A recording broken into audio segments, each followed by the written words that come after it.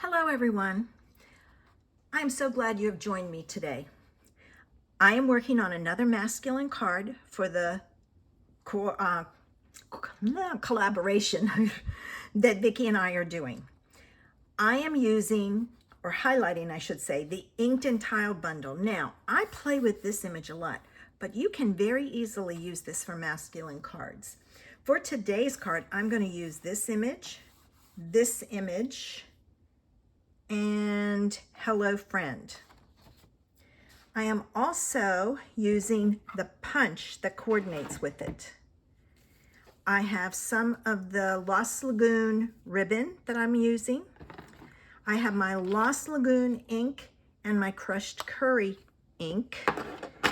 I have, for my card kit, I have a piece of Very Vanilla. I know I don't use Very Vanilla very often. That's 5.5 by 8.5, scored at 4 1/4. I'm also featuring the Inked Botanicals DSP. Love that paper. I have hardly any of it left. I will be ordering another package. I have this piece that's crushed curry, and it's 4 by 5 1/4. I have a piece that's 2.5 by 4 1/2. I have a piece, another piece of that Inked Botanicals paper, and this is 1 1/4 by 5 1/4. And I have a scrap of Lost Lagoon. Pause it, take your photo, and craft along with me. All right, the first thing I'm going to do is I'm going to move all of this off except for these pieces. All right, and I'm going to take my labels off. And the first thing I'm going to do is I'm going to fold and burnish my card base. All right, this card, oh, I forgot to tell you. This card is on page 94 of the catalog, and it's specifically this one, but I'm modifying it. This is a slimline card. I'm going to do a regular size card, and I'm going to make it masculine. All right, now, that card is going to be done in landscape, not portrait. So that means all my pieces go on this way. So I'm going to, and I'll be honest with you, what I did was I looked through my pieces and found ones that I had that would fit, and if I had a scrap, which was what the Lost Lagoon was, that's what I used. Now I want to make sure this isn't too long. No, it's not. All right, I just, you know, you go to cut and you think in your head one thing and you cut another. All right, so I'm going to add this, and this strip just barely peeks out. You can make it wider if you want. I decided to go with that because it was a scrap and I wanted to use it. All right, now we're going to pull in our Very Vanilla piece and our scrap of Lost Lagoon. And what we're going to do is using the, I don't know what this is, wind. I don't know. I'm going to stamp that, and I'm going to grab a scrap of paper to put under here. All right, because I will go off, and I'm going to ink this up, and I'm going to stamp it here, and I'm going to ink it up, and I'm going to flip it around and stamp it there. I'm not certain I'll need another one, but we'll see. Now I'm going to take my leaf, and this is much bigger than this piece, but that's okay. And I'm going to ink this up with my Lost Lagoon. All right. I'm going to stamp it here. All right, that's really dark, so I'm going to use a second generation stamping. And I'll just give it a few seconds to transfer. Oh, much better. If your pad's really juicy, off stamp it and then stamp it. And I'm just going to leave that for now until I see if I need anything else. And I'm going to pull in my scrap of Lost Lagoon. And again, oh, I'm going to off stamp this too.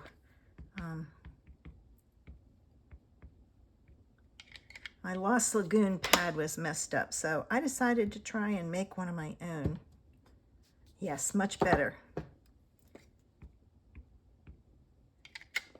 Okay. All right. Now, I'm going to stamp this here. And I'm not worried if it's straight. And you'll see why in a minute, because I'm going to pull in my punch and I'm going to punch it out. And I can make it straight by shifting my paper. I didn't know if that, all right, I gotta look at this myself.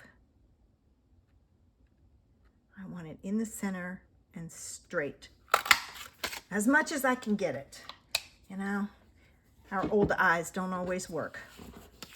All right, this is gonna go on here. And you know, I think it needs something. So what I'm going to do is I'm going to take a piece of Lost Lagoon and I'm going to cut it at 2.5 by 4.5, and I'm going to trim this down just slightly. Sometimes we do something and it just needs a little bit of extra. So now I can put this on my card base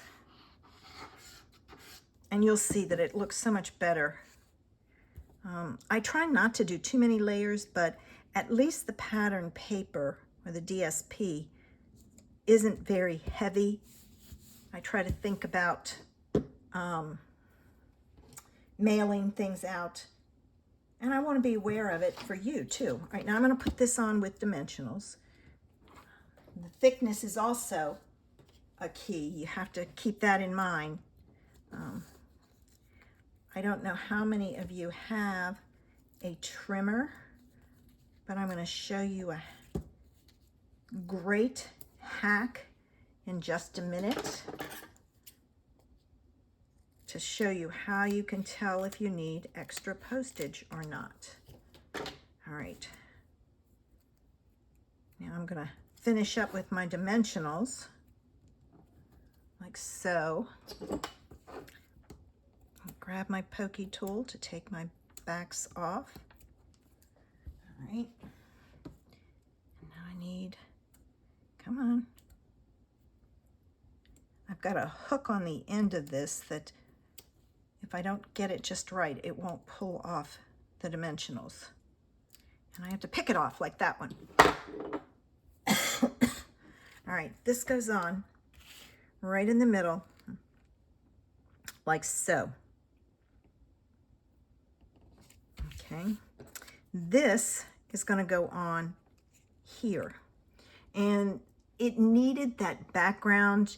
You could add some sprockets, that's what I call these things, behind it and all, but I think it's fine just like that. I am going to put this on with dimensionals, and we'll see if I need another stamp on this or not.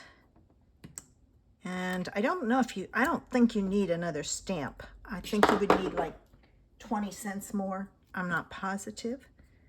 I need to figure that out. All right, so I've got that. Oh, you know what I didn't do? Good thing I didn't press down. Oh, I didn't do my ribbon. Whew, almost.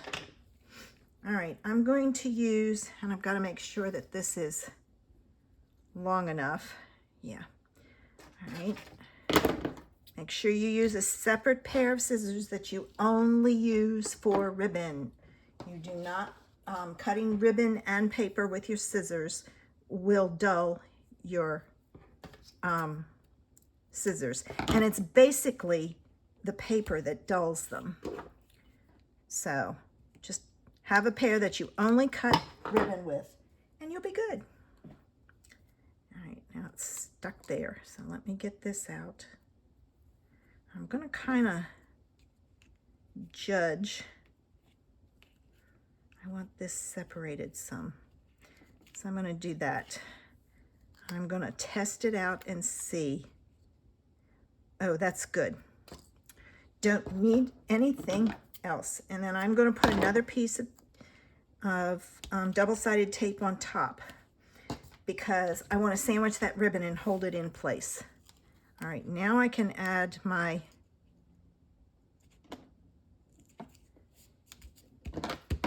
sentiment. All right, so there's the front of the card. And I use the leaf and that swoosh to decorate the inside of the card in the envelope.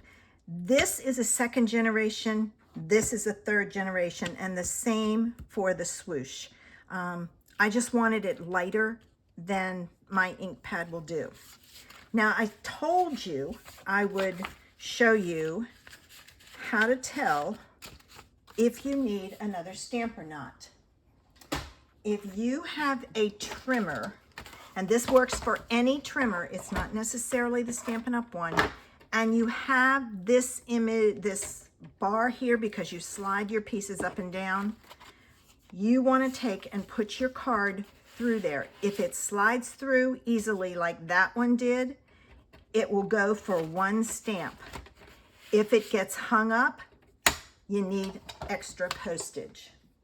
So, thanks for watching. I hope you're enjoying our masculine cards.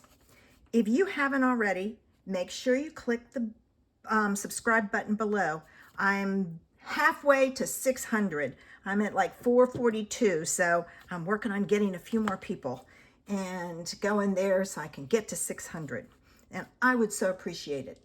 Make sure you click the bell so that you get notified when I upload a video. Make sure you check out Vicky's card, see what she did for Masculine Day today. Have a great day. Bye.